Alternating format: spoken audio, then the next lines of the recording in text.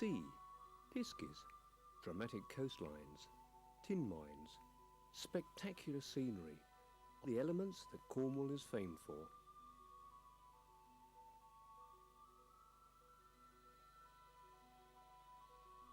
Cosy harbours, fishing boats and ferries linking small towns and villages.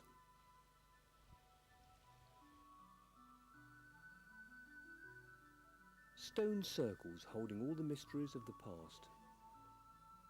Castles built in the most amazing places.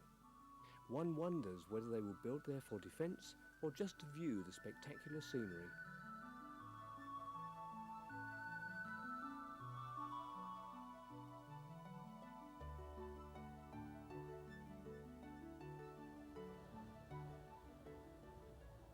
Crossing into Cornwall from South Devon can be done in a number of ways. By the famous Isambard Kingdom Brunel Railway Bridge, or by road over the impressive 1961 built Tamar Bridge.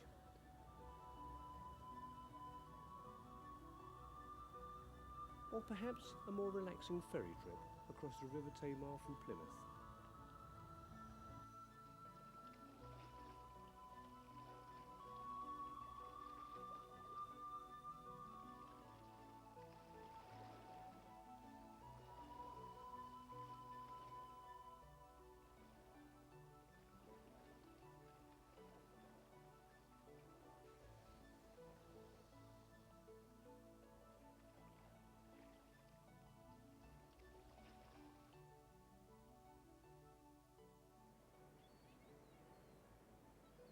Your first view of Looe is the colourful spectacle of the harbour and quayside. At the 8-arched Victorian bridge, the tall buildings on the water's edge and the arrival or departure of fishing boats are all very pleasing to the eye. The hustle and bustle of the fishing boats and clear waters of the merged East and West Looe rivers.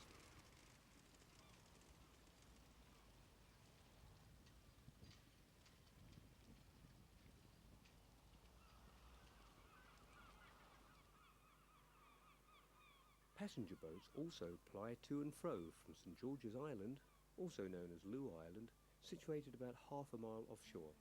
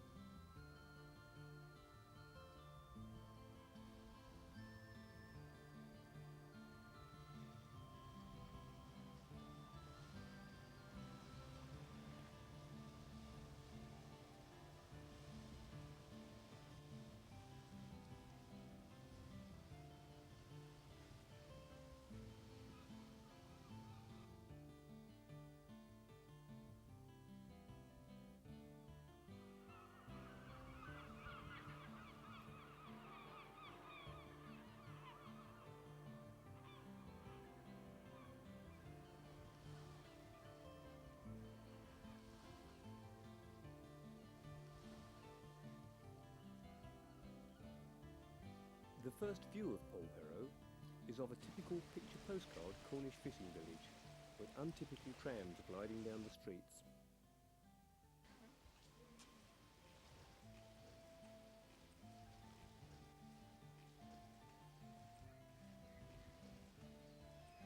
Aptly named pubs and shops crowd for attention.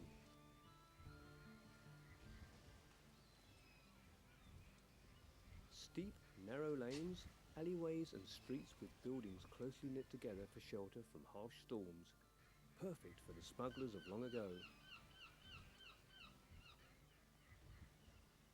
And seemingly oversized seagulls are ever present with their plaintive cry.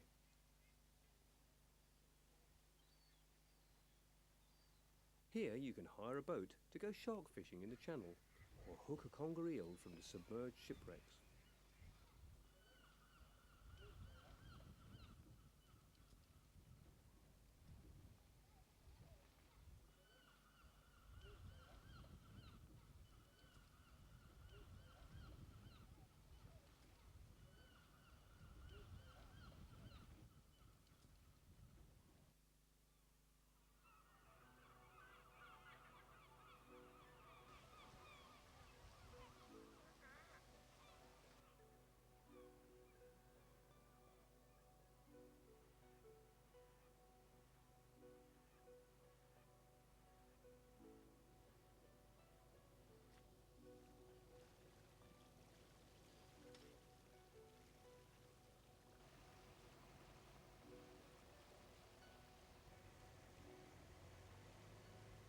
Foy, a small, busy town with narrow streets, harbour and quay, where houses rise from the waterfront in picturesque splendour. Many families became prosperous from the sea trade and china and clay mining in the area. Ships from all over the world have visited Foy to collect china clay.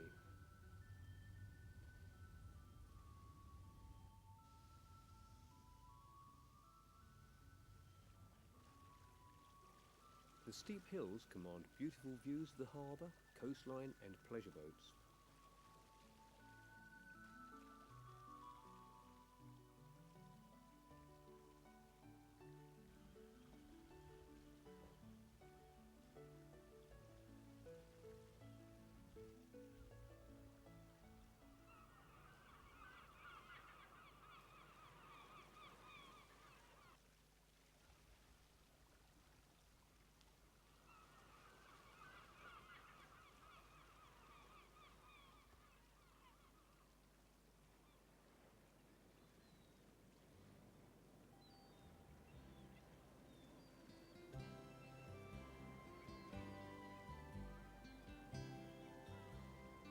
The King Harry ferry takes you very close to the ships of Falmouth, which boasts one of the world's largest natural harbours and is a busy, thriving port. During the 17th century, it was dominated by fast-sailing brigantines, swashbuckling pirates and pilchard fisheries.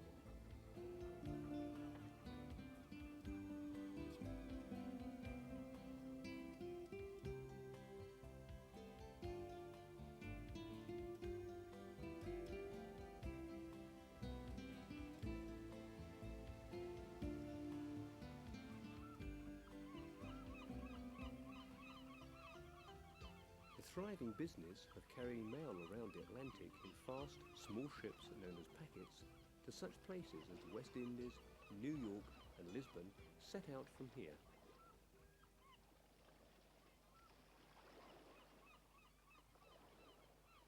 Today, the harbour is more renowned for yacht building and cargo handling. The River Fowl is guarded by St Maur's Castle and Pendennis Castle, which was built by Henry VIII.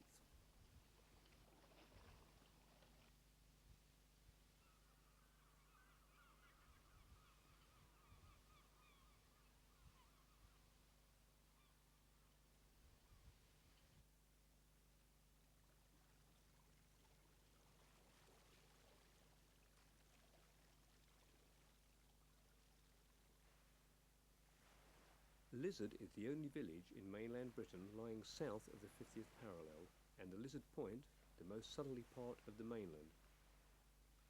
Here, the Spanish Armada was first sighted in 1588.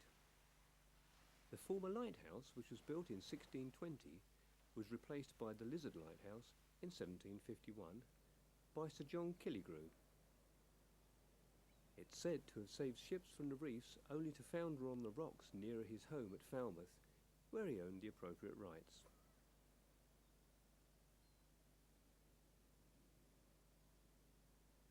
Steep paths down the cliff lead to the rocky coastline and the old lifeboat station.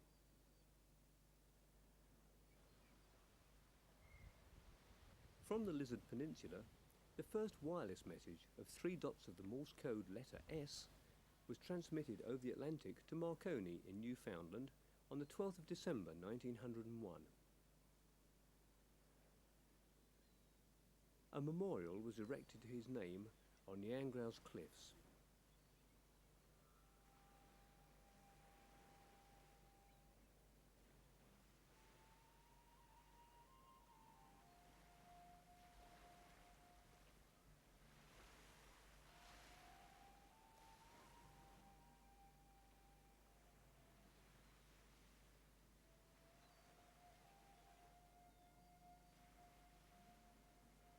St Michael's Mount is the island jewel in Cornwall's crown.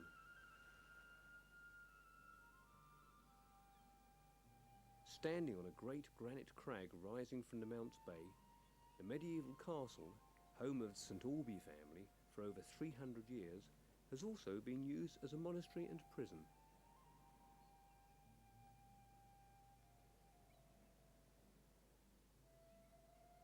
The island is joined to Marazion by a cobbled causeway, only accessible at low tide.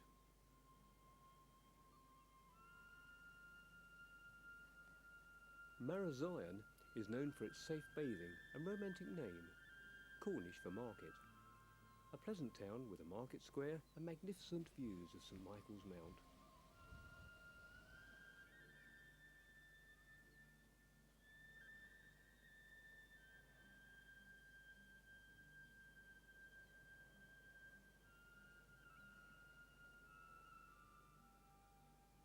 Penzance has one of the mildest climates in Britain. A busy town with a tranquil harbour and a north pier.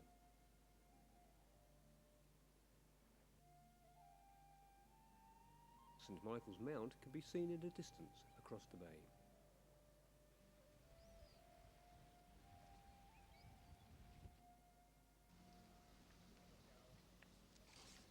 Mousehole.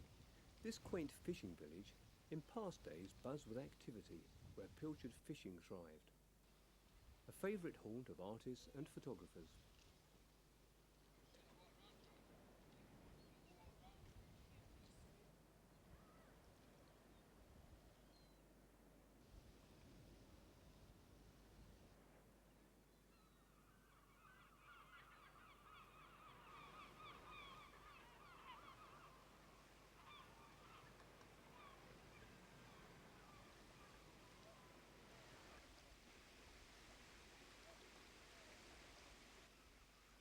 It is best explored on foot, as passages and alleyways wriggle between the stone buildings interlaced with craft shops, restaurants and cafes.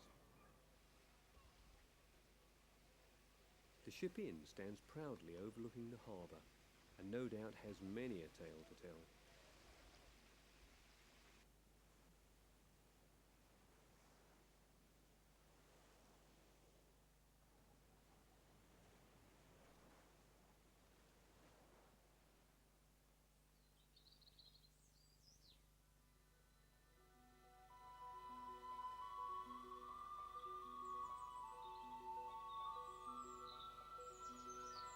All across the West Country, Neolithic tombs such as Lanyon Quoit near Penzance, stone circles, and burial barrows such as this one called Tregifian Barrow are to be found mostly in remote places.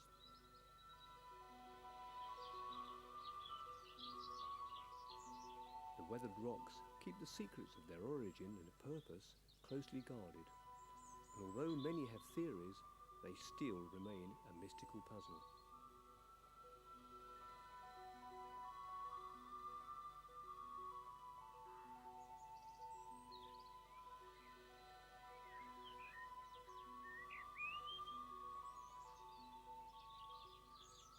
Along the coast towards Land's End, near Porthcurno, there are many interesting bays, caves and rocky outcrops to enjoy.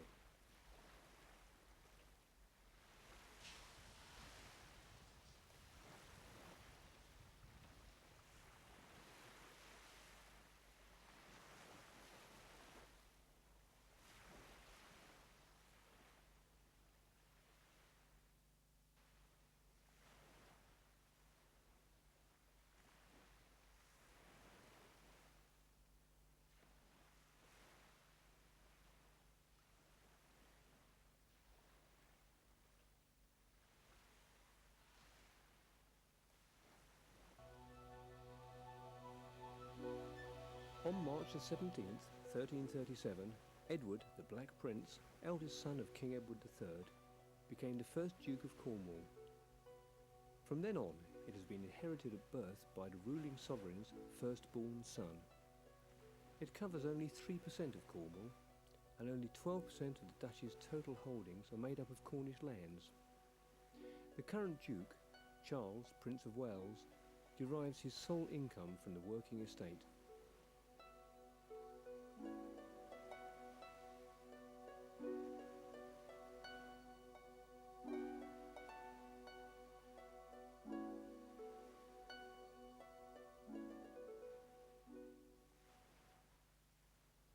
The remote Longships lighthouse can be seen from the rugged point of Land's End, a constant reminder of the treacherous seas and coastline.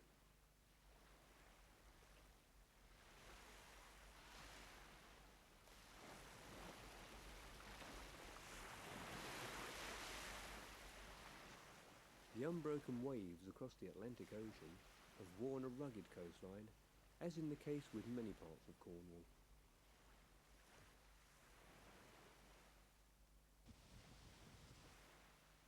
Multitudes of sightseers have visited over the years, some walking from John O'Groats, Great Britain's most northern tip, to this southwestern tip of the mainland.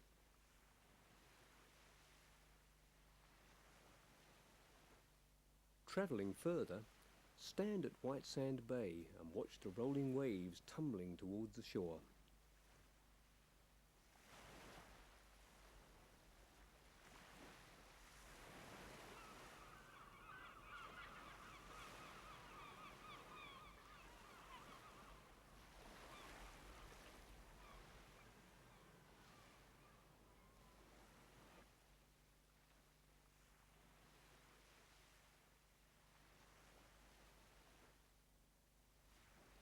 A common sight in Cornwall is the buzzard, which wheels and soars, sweeping the sky with its mighty wings, hovering with menace over its prey.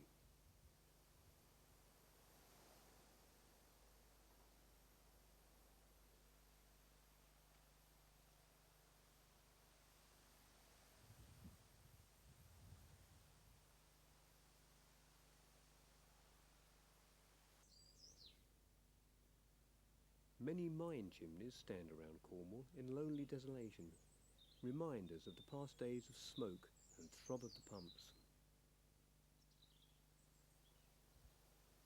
Gevor mine at Pendeen unfortunately closed due to economic pressures during 1991, in spite of a vigorous campaign by locals to save the industry.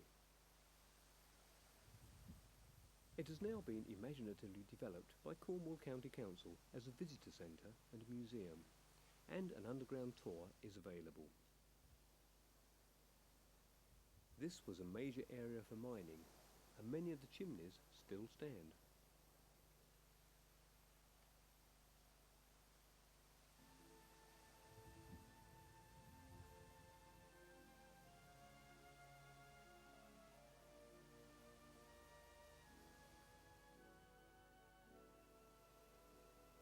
Cape Cornwall, the only cape in England, divides St George's Channel and the English Channel.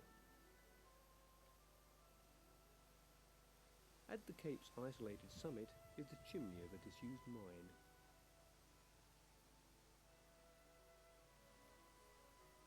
This cape's spectacular geographical feature can be viewed and admired for many miles, along with the sandy bay and rocks.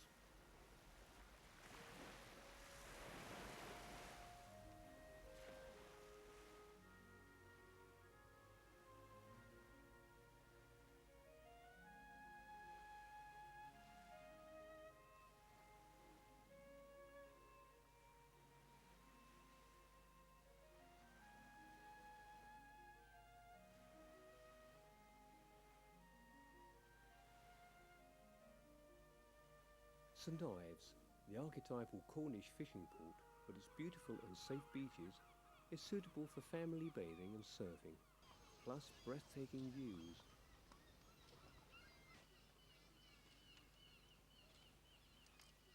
Turner once enjoyed the clear light of Mediterranean quality for some of his painting here, as have many others. The harbour area is known locally as Down Long, with its maze of granite buildings.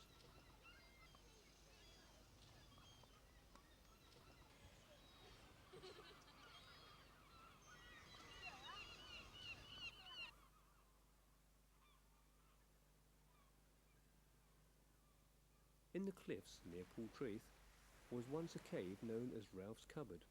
One of the famous giants of Cornish legend was said to eat fishermen, driven there by storms. After his death, the cupboard eventually collapsed, leading the fissure seen today. The headland west of the beach is known by the bizarre name of the Wedding Cake. From this port, tin and copper were exported and coal imported. There are many more hidden bays and coves all along the coast of Cornwall, all waiting for visits from families, artists and surfers. Portreath being a popular destination.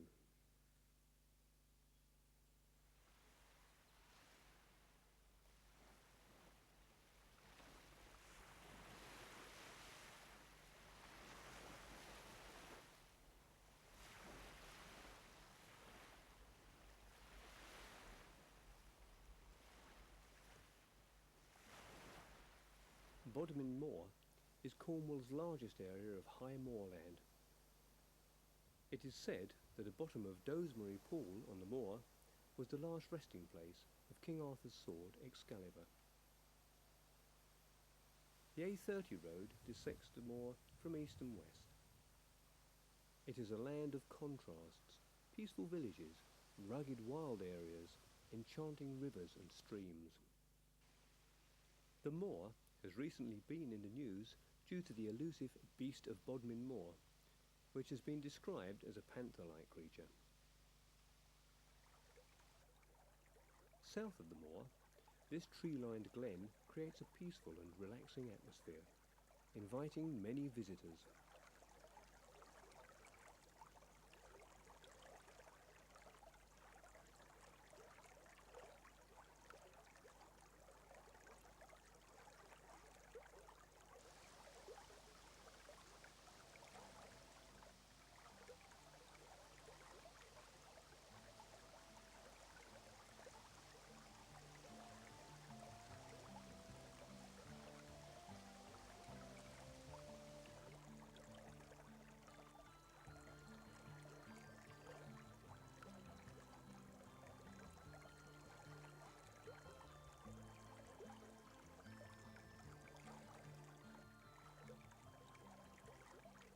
Surprisingly, the climate in Cornwall is suitable for growing grapes, and the lush green growing grapes cling to the south-facing slopes.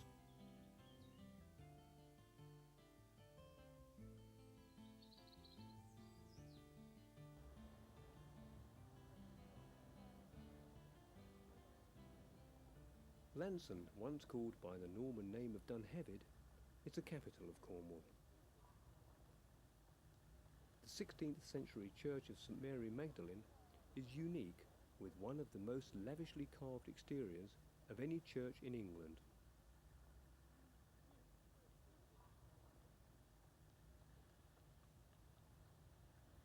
Narrow streets lead to Georgian houses, the White Hart Hotel with its Norman arch, and the War Memorial of the Great Wars in the town centre.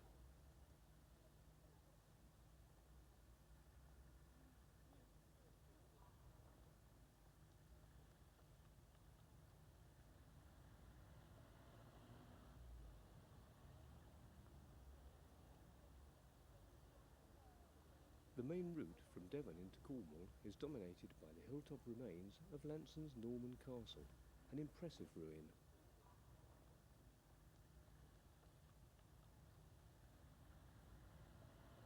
The town gate is medieval and makes a grand entrance for the visitor.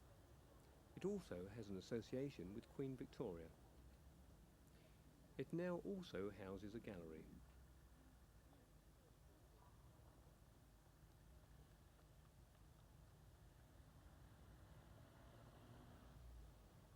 If you climb stone steps, an elevated view of the town's narrow streets unfolds.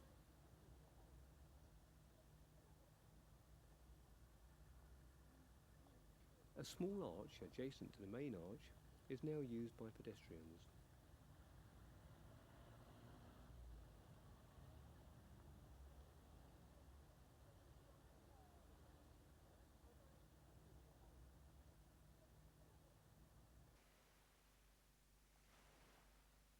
More waves, sand and panoramic views are to be seen at Widmouth Bay, where surfers play in the foaming seas.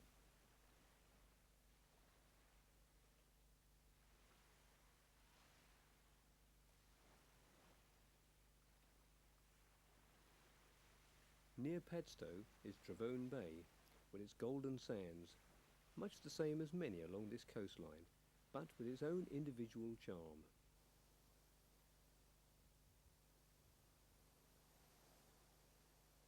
There is the interesting geological feature of the round hole, a deep chasm in the middle of a meadow on the top of the cliff, formed when the roof of a sea cavern collapsed from the steady erosion of the waves. The entrance to the former cave can still be clearly seen and pass through to the sea. From the top, the fearless or foolhardy visitors slip down the narrow footpath to the bottom for a closer inspection.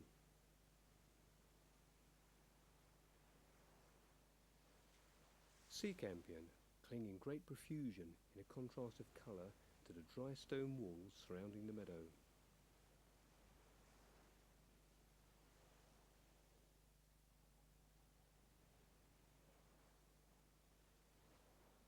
Polzeath is a small village renowned for surfing off its popular sandy beach. The characteristic rough cliffs are in evidence for shade around the bay.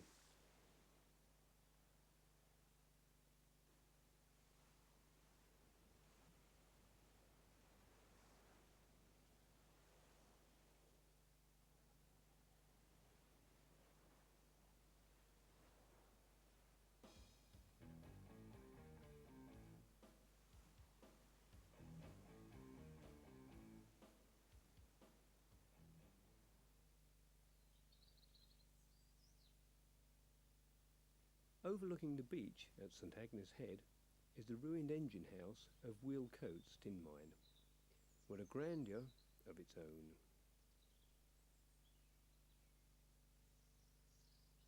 She is now a most fitting memorial to the spirit of the miners, their daring and courage, and the heritage of Cornwall.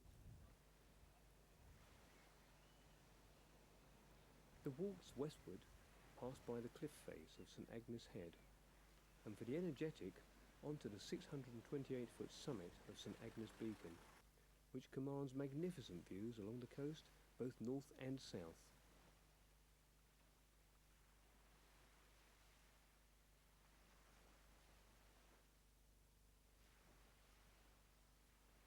Nowhere else in England, except in the West Country, are there so many villages named after saints, most of whom were of Celtic origin, from Wales, Ireland and Brittany,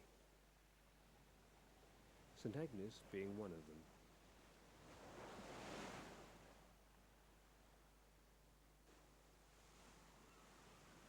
It is said that Sir Winston Graham used St Agnes as a base for his famous Poldark books, which were later televised.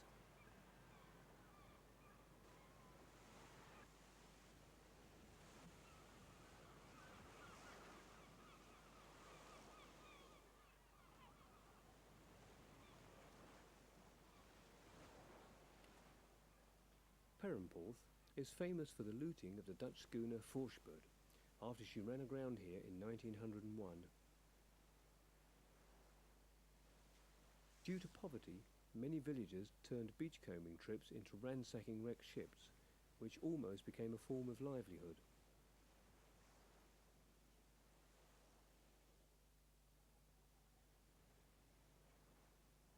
The wind turbines are a modern spectacle which always warrant a second look, with their great white blades sweeping the sky.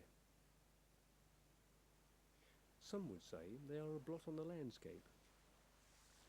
As the wind whips up the sea to form breakers for surfing, the blades of the modern wind turbines revolve, producing a clean form of energy.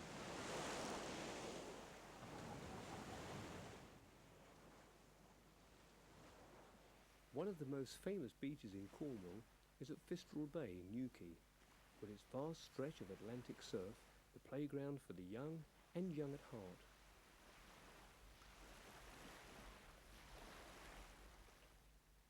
Here, Cornwall hosts world-class surfing championships during the summer.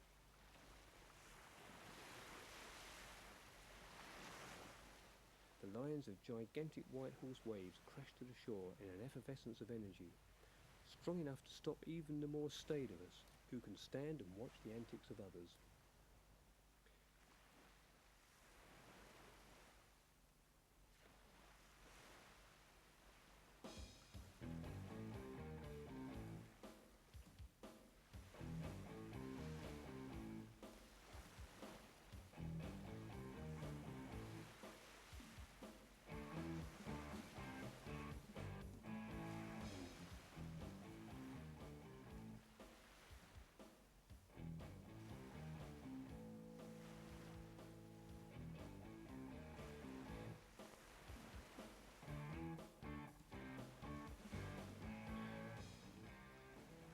Formerly named Port Listring, but named Newquay in around the 15th century, it is now Cornwall's principal holiday resort.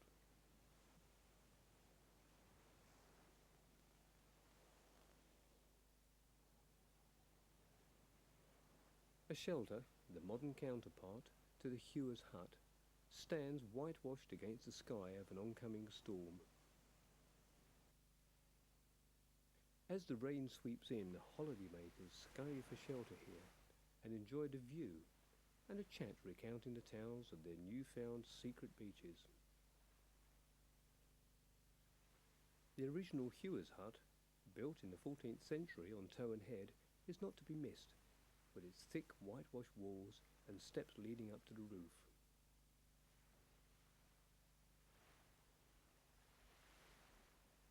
It is believed to have been from here that a hewer would cry "heather" through a long trumpet and use bats called bushes in a kind of semaphore to guide the fishing boats to where pilchards were sighted.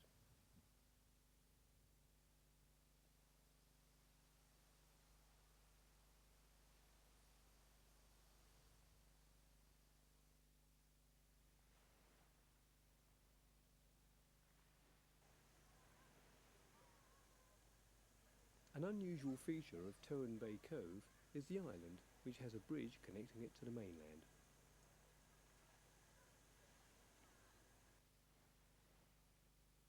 This normally lively town, busy streets, pubs and clubs, and proximity to Fistral Bay can make this the holidaymaker's paradise in the fast lane.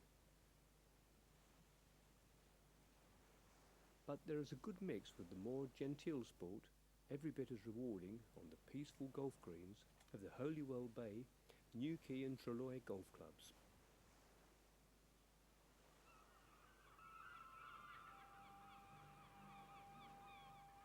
The old harbour is in great contrast to all of these.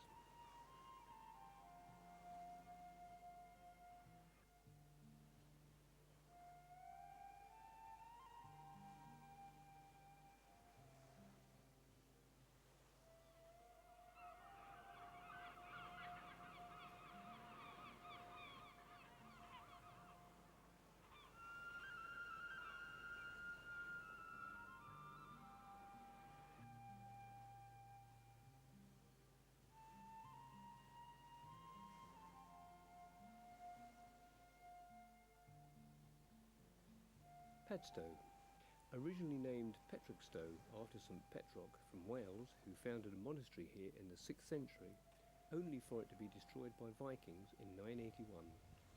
In the 16th century, Sir Walter Raleigh presided as Lord Warden of the Cornish stannaries here. The silting Carmel estuary flows through Padstow Harbour, a refuge for trawlers and pleasure craft sheltered by the Doom Bar, an extremely dangerous shifting sandbar across the mouth of the estuary. The beaches of St George's Well and Harbour Cove can be reached on foot from the town.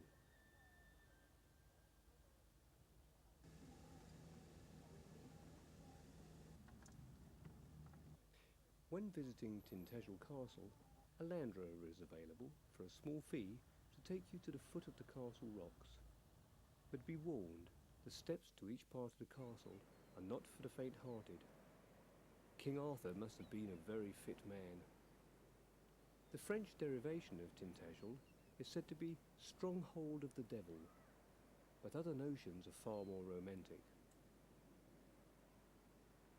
The legend of King Arthur thrives among many parts of Cornwall, and Tintagel is reputed to be his birthplace. Possibly created by the imaginative Geoffrey of Monmouth, or enhanced by Malory, and romanticised by Tennyson, or from much earlier times. Arthur, a Christian warrior, struggling to free Britain from the invading Saxons during the 6th century AD. The castle, which stands today, dates from around the 12th-13th century. However, 5th and 6th century Mediterranean pottery found at Tintagel suggests its importance in ancient times. The site was also believed to have been an Iron Age enclosure, Celtic monastery and Roman signal station. Wherever its origins, the place consists of a superb natural site on a towering craggy headland linked to the mainland by a narrow neck of rock.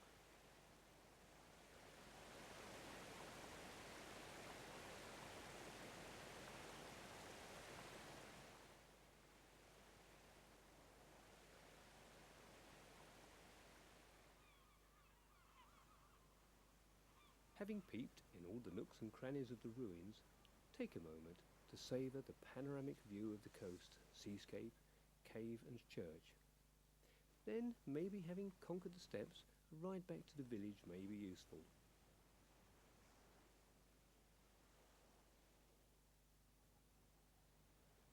The church, which can be seen from the castle and village, stands high on the cliff, beckoning or giving reassurance to the sailors.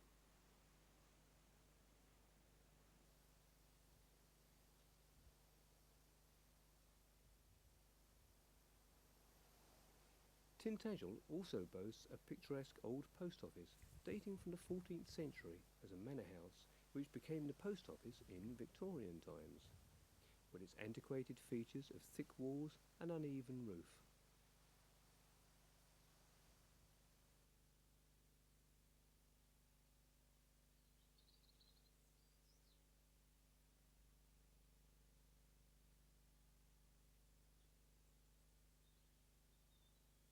Moving down the street of small shops and a public house, you will find a baker's where you can watch the making of delicious Cornish pasties, the meal in one, which once consisted of a meat and vegetable filling one end and sweet filling at the other for the miners to take for their break.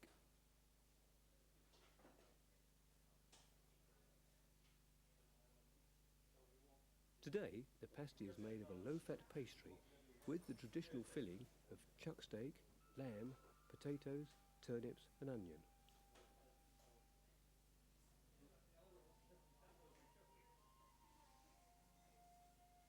To accommodate the more modern tastes, vegetarian and other fillings are now available.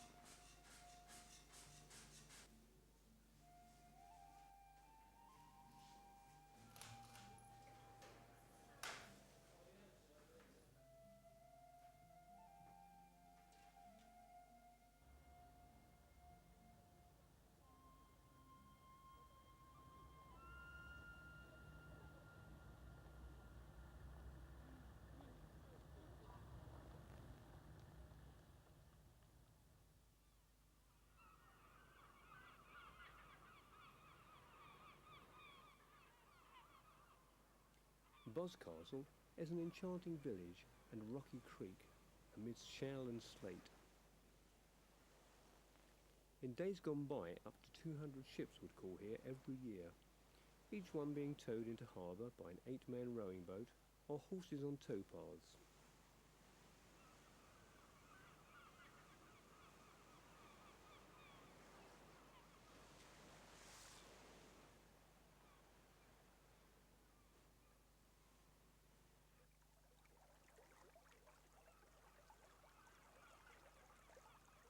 Today, the village has to contend with the ferocious storms and onslaught of holidaymakers who enjoy the sight of the smithy, which is now a small shop, and visit the Witchcraft Museum by the harbour.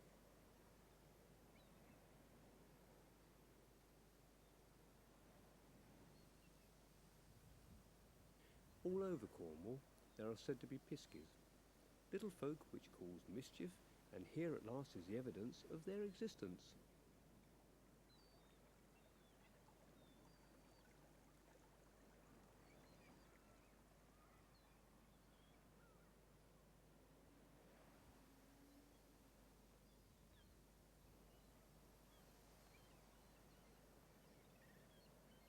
Bude Canal was opened in the 1820s, linking it to Druxton Wharf, Lanson. It was built to carry calcium-rich sand for the farmland.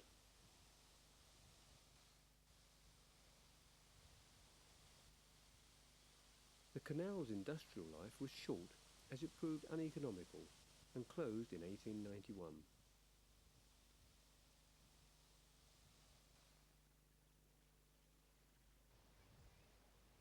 Only the section south of Bude survives today, which is a popular tourist attraction. The lock gates step the canal down to the long Summerlees beach and the sea. The first life-saving club in England was formed here in 1953.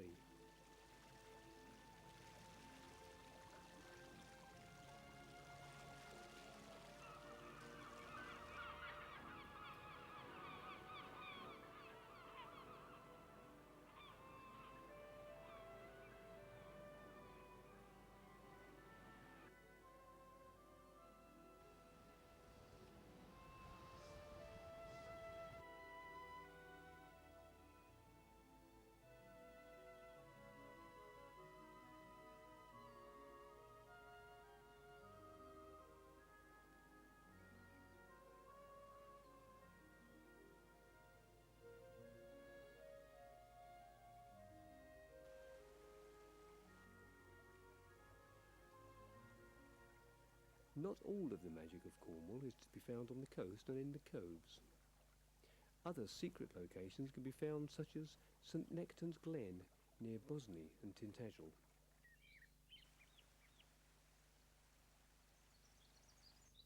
Trevillet in St Nectan's Glen, where the glistening water, green shady canopy of trees and the birds conjured a feeling of contentment. On a very hot day, when the summer's heat beats relentlessly down, yes, we do have them, the place to visit is the beautifully cool walk alongside the small, peaceful river. Next, call at the site of the hermitage of St Nectan, who in around 500 AD built his small sanctuary. A small cottage stands there today, where a short visit to the shrine and the delicious cream teas await the weary.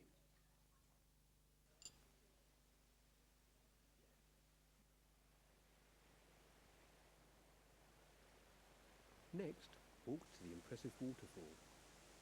The Keeve, Cornish for basin, is 20 feet deep and geologically interesting. Rounded like a bowl, through which the water has cut a hole where the river flows through, there are traces of at least 3 previous basins moulded over centuries. If you are lucky, you may see a dipper feeding her young only arm's reach from where you stand, undeterred from her task by the numerous visitors. St Nectan's is truly an enchanting place.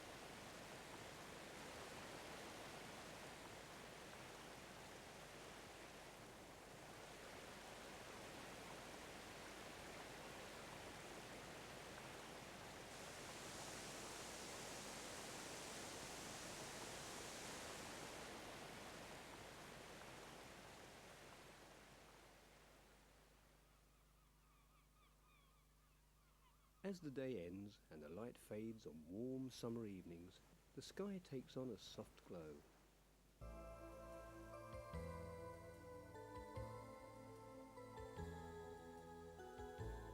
From Plymouth Sound around Cornwall to Bude and the evening surfers at Fistral Bay.